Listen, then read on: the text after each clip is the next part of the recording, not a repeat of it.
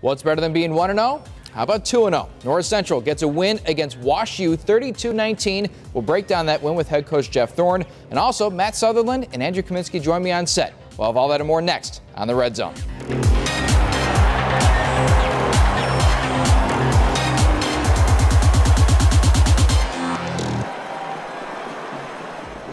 The presenting sponsor of the Red Zone is Athletico, the preferred provider of physical therapy and athletic training for North Central College.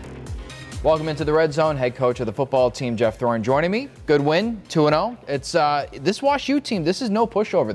This looks like a pretty good team that you beat on Saturday. No question about it. I think we alluded to that last week. I was very impressed with them on film. They've got a quarterback that's very athletic, and he's improved as a passer immensely since last year.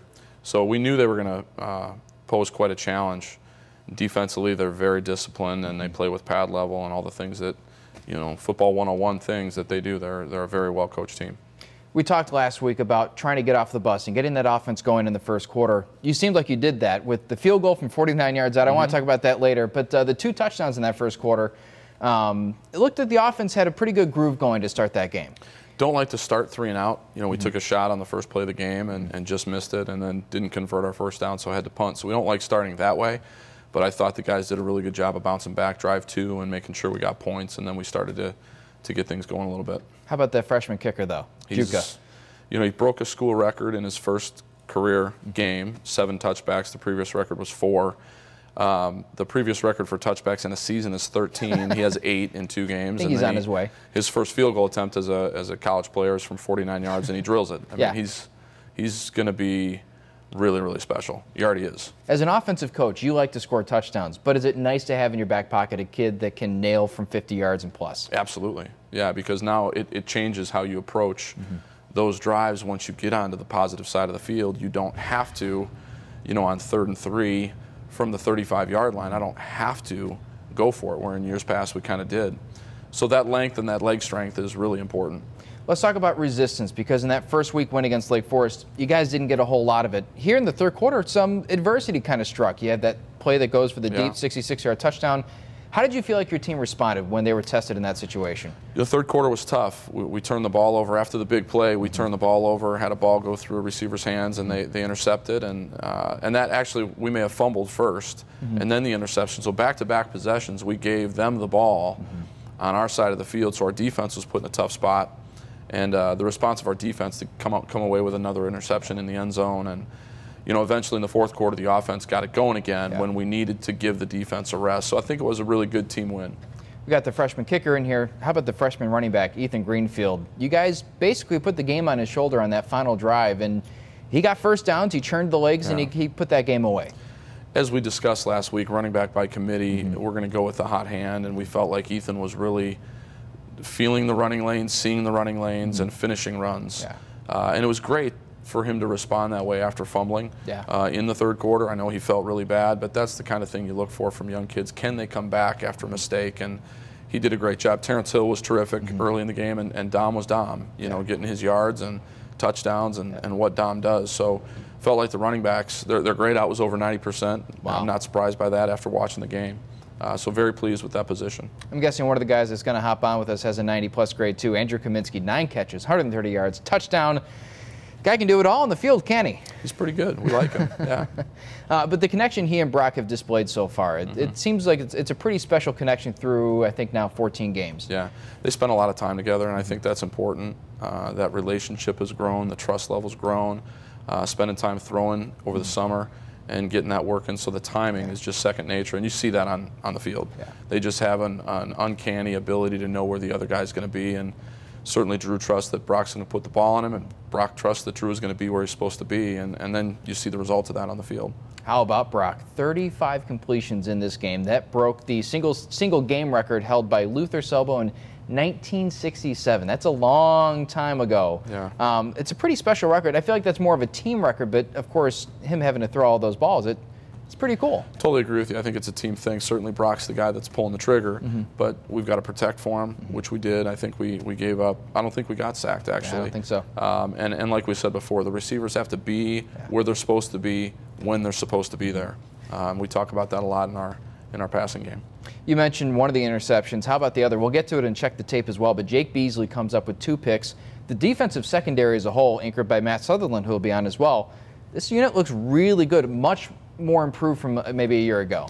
That's why we made some of those changes that we made. We felt like we wanted to get some length. I think we talked about this last week, and a little bit more speed back there. And certainly you check both of those boxes when you move Jake Beasley over there at 6'3" and 190 pounds and running the way he runs. Yeah. It was an incredibly athletic, one of the more athletic interceptions I've seen in my 17 years. Just a great play. Well, we'll finish off this game, then we'll look forward to North Park, but we'll be right back on the Red Zone.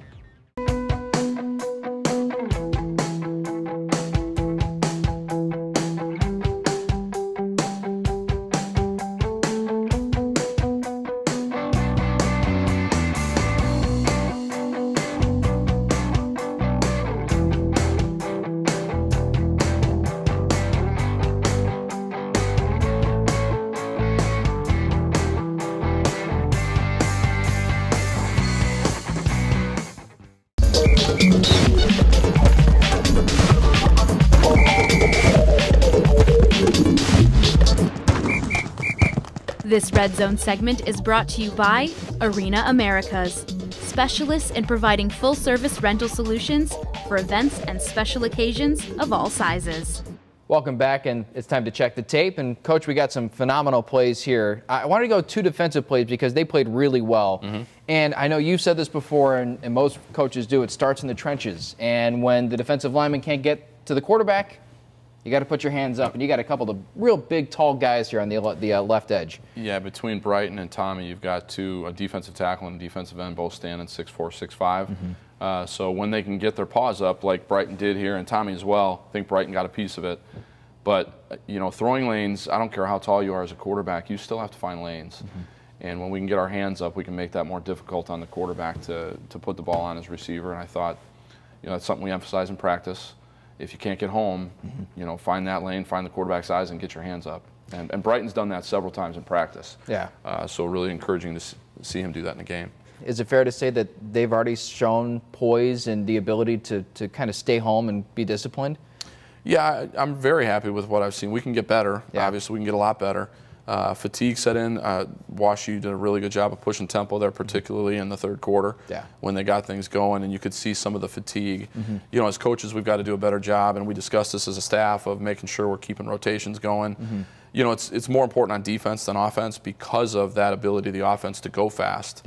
To keep guys fresh, and we've got enough people to do that, and fortunately this incoming freshman class is really talented, and they've given us some depth that we were hoping they would. It's been awesome to see so far. Well, hopefully it can keep up. Now let's go to the offensive side. This was essentially a broken play midway through, and something comes of nothing, and Brock and Corey Hardum, a 5th-year senior, able to connect for the touchdown.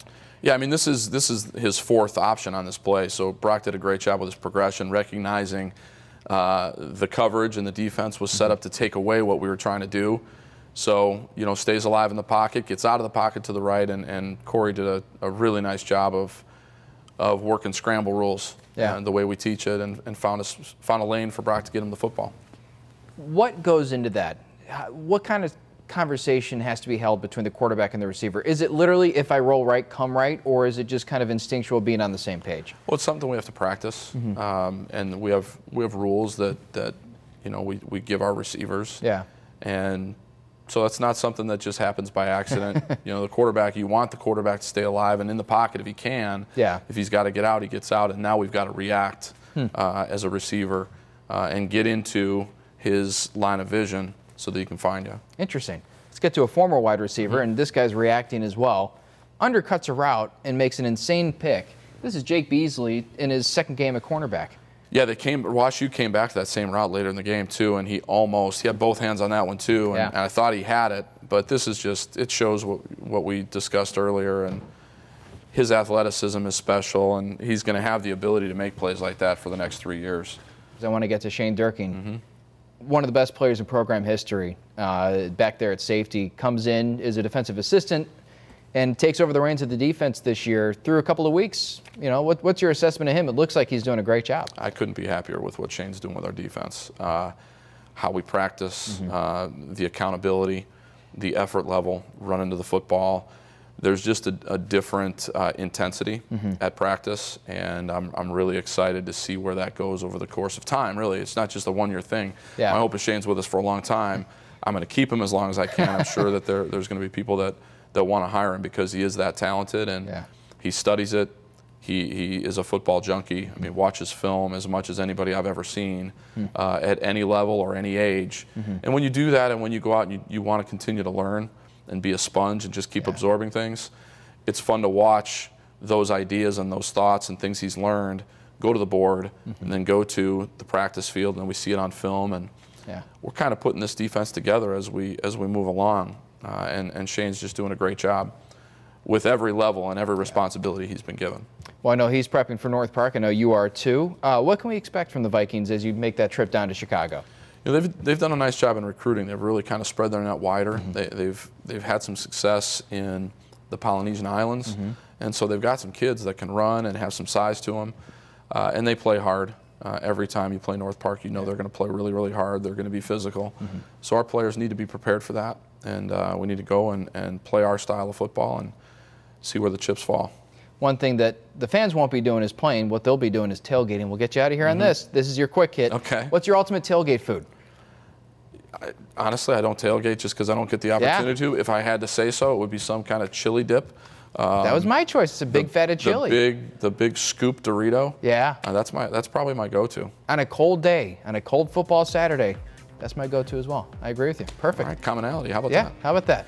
Coach, good luck in North Park. Thanks, Kevin. We'll see you next week. Okay. Coming up next, we'll have a couple of players joining me on set. We'll be right back on the Red Zone.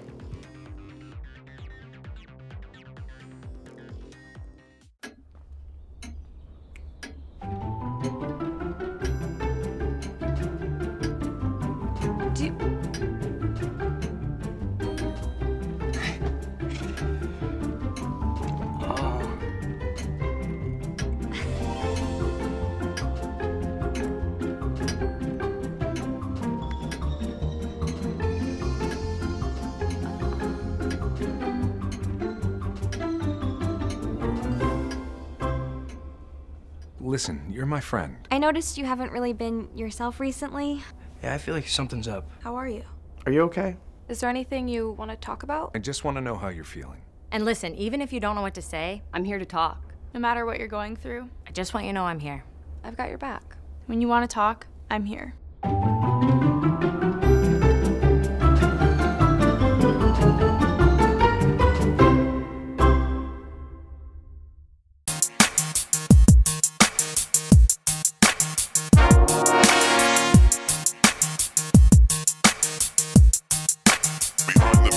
In a game that set an NCC offensive record for completions in a contest, it's a ball hauled in by the defense and cornerback Jake Beasley that gets the play of the game.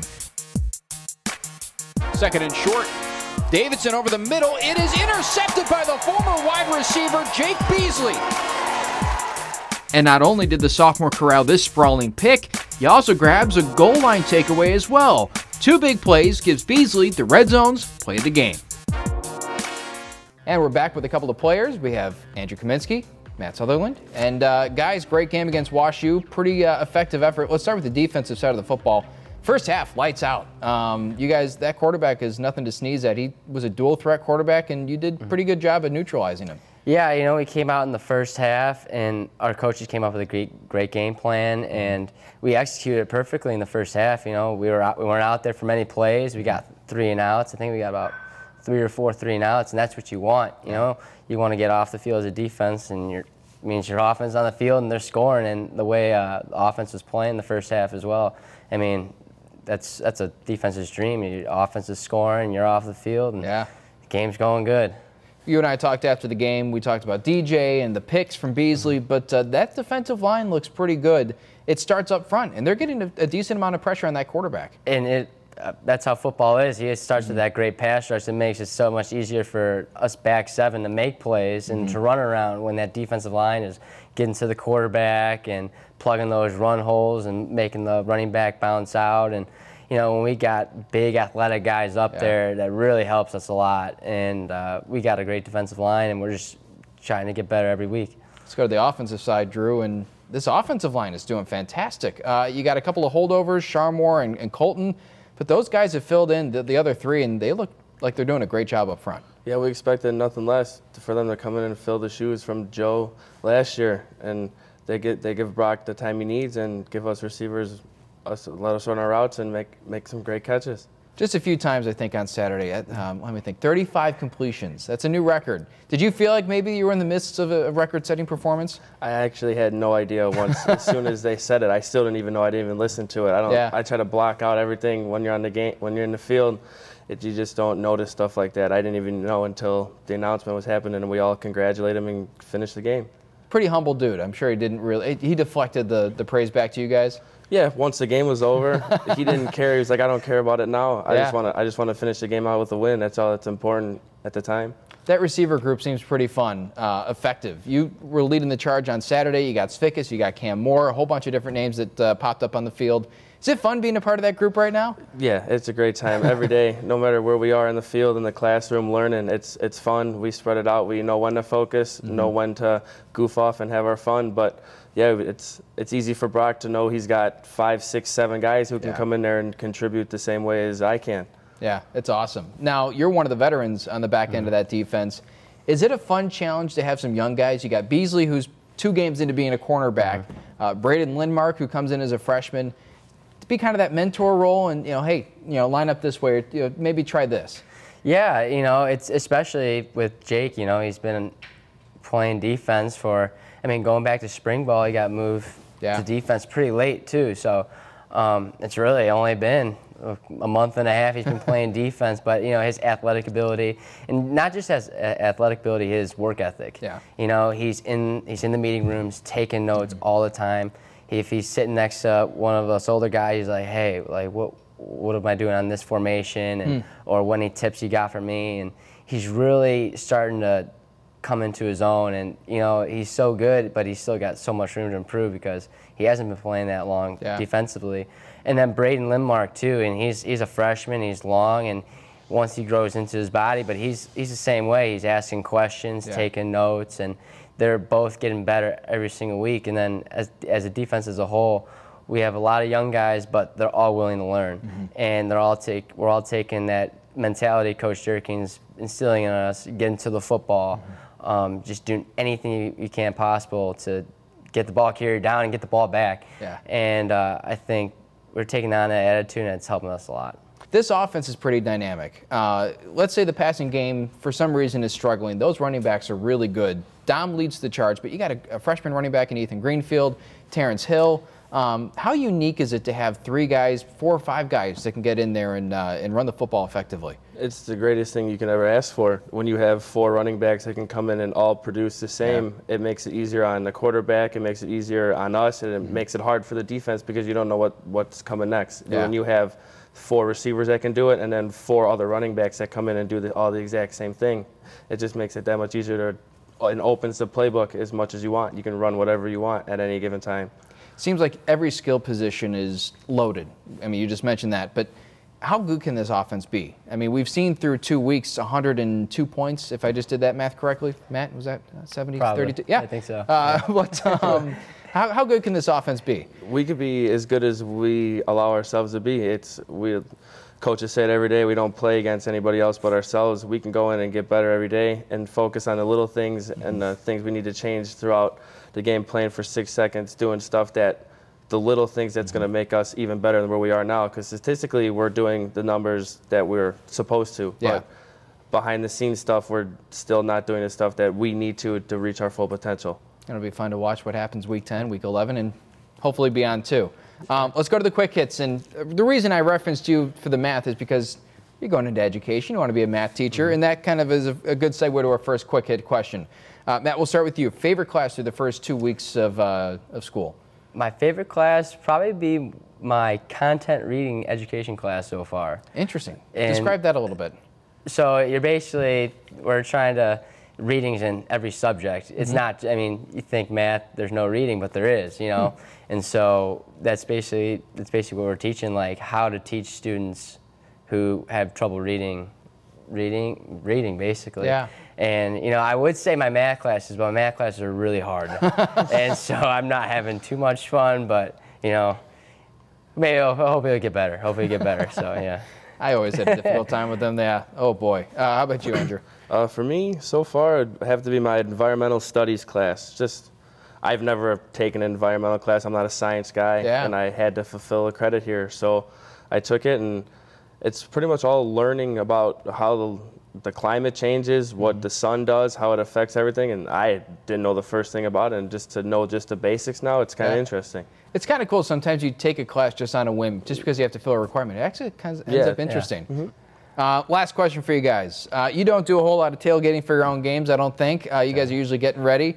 Let's say you go to an NFL game. Let's say you go to a different college game. Ultimate tailgate menu item. We'll start with Matt. I would say a brat. Just classic brat, mustard, maybe some grilled onions, and load it on there. And you can't go wrong with that. Yeah, you can't go wrong. Any grilled food, to be honest. It's a burger, something like that. Yeah. You stole the words right out of my mouth. Mine would have to be a brat too. Those are my absolute favorite. The best. Just go to a ball game and eat those, and even hot dogs are fun. Any grilled food and burger. It's all my favorite. You guys should tailgate together. Yeah, we should. A lot of brats, a lot of grilled stuff. Guys, thanks for hopping on, and good luck against North Park. Thank you. Yeah, thank you. Coming up next, we'll go to the Cardinal Corner. We'll be right back on the Red Zone.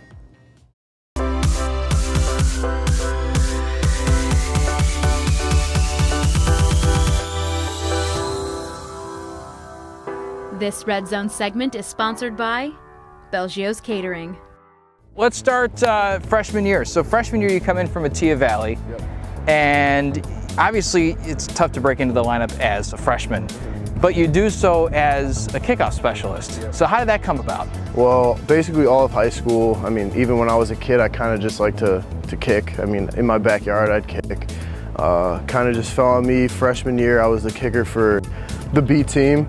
So that kind of kept going, and one of the teachers in my school just kind of came out with me every once in a while, helped me kick.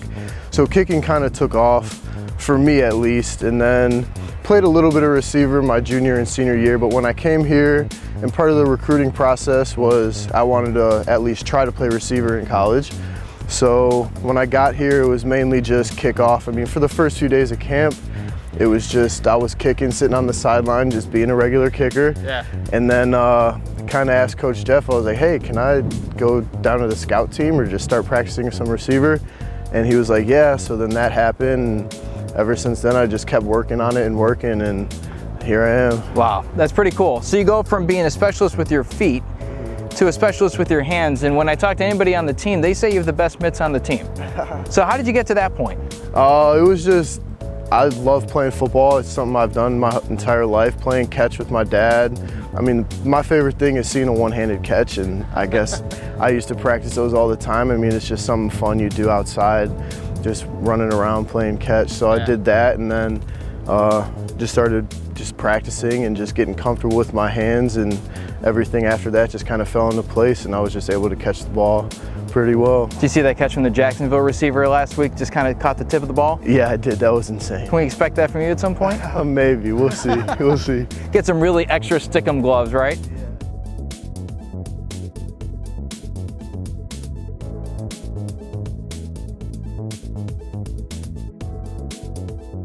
Welcome back into the Red Zone. Sports Information Director Clark Tuscher joining us. And Clark, it's a busy time of the year. You've got a ton of sports going on, but you just rolled out some cool new features. The website is completely overhauled. That's a pretty exciting venture to go into. Yeah, we've been working with our website vendor Sidearm Sports for a while now to get a fresh design. Our goal really was to make sure that it's easily accessible, all the different features for our mobile users, which now account for roughly 60% of our audience. That was the goal behind the launch of the app this summer, and then of the website to go with that here this fall. So we're really excited about it. We think it's going to give us a chance to take advantage of the things that we really have going well for us in terms of photography and the great video content that we get from you guys at NCTV. So we're really happy to roll it out. We think people are really going to like it. Right before we hopped on, I said it's going to take a while to get used to, just because I'm so used to the way to work that website. You go, it's been a few months of development. Well, 3 or 4 rounds of revisions, and then working with the test site for a while. So our office will be fine. We're happy to help anybody else bridge the gap as they get started. Perfect. Come on over. Let's talk triathlon, because interesting story with this national qualifying race. Do you care to tell this? I care to. You know, this is a new location for this particular event in Eastern Tennessee, which turned out to be not far from the path of Hurricane Florence, so they had some pretty heavy rains on the course, and you have an open water swim in heavy rain, that can be a hazardous situation. So they ended up shortening the length of the race, but still, it was still long enough to have the qualifier implications tied to it. The ladies won the team competition for Division III, had 2 of the top 3 finishers, and have got their spots locked in for nationals. So, definitely a situation that they probably hadn't seen before to that extent. I don't think so. But that's something that happens in triathlon when you have events on open water and the weather intercedes. Then you have to make adjustments. So. I think everybody did that, and I think they're pretty happy with the results. I'm sure they are. I'm sure they're happy to be home and safe and everything like that. Not a national qualifier, but let's go to men's cross country. Kind of a national barometer, if you want to go with that, because the meet at ISU usually tells you how good this team is, and they're pretty good. Yeah, it's a Division I meet other than us, so it's always an event they like to bring the team to. The guys that they can expect will be in the mix for regional and national championship competitions. Came down, I believe it was a 7-point margin. Illinois State wound up winning the meet. Our guys think they should win every time they go out. Yeah. So they weren't terribly satisfied with that, but it's certainly, as you mentioned, a barometer for what they can expect to do later in the season, and I think the coaches are pretty encouraged by that. Now, the women's team is also looking really good. I think they're ranked 6th in the regional poll, and they had quite the performance in this past week. Yeah, they had a really tough competition at the Wheaton Invitational. That course is going to host the conference meet at the end of October. We had an individual champion in Diane Barajas, who is actually in her first year running cross country. She only ran track last season, but actually was in her first full race of the year. She started our first meet at the end of August at Elmhurst, had to drop out of the race. Turned out her appendix had burst. Stuff with nightmares. So yeah, and thankfully, there were no complications with that. She was able to get the care that she needed, and come back just a couple of weeks later and run, as well as any of our athletes have run this season. So, we're definitely happy that she's healthy and back on it. But I think the team's definitely encouraged that they're going to have this other weapon that they ran the risk of not having for the rest of the season. Women's tennis is really standing up and beating a lot of people up in the conference. I think they're 4-1 right now, aren't they? 4-1 in the conference, 6-1 overall, which actually beats their win total from all of last season combined, the fall and the spring. So, they've had some additions. I think there's 3 of the 6 singles players are new to the team this year. But the ones that were on the team last year are much improved. Diana Barcelotas are still our #1 singles player, and I believe is playing #2 doubles most of the time right now. And she's got an outstanding record at those positions. So when you're able to have that kind of depth, and you've also got that quality at the top of the order, then you can do some really good things. So they've got about a month yet before they get into conference tournament play. So the goal is going to be to finish in the top 4 and get into the AQ tournament next spring. That'd be awesome. Last but not least, let's go to women's volleyball. We have our first broadcasts coming up, and I think Anderson is tomorrow night.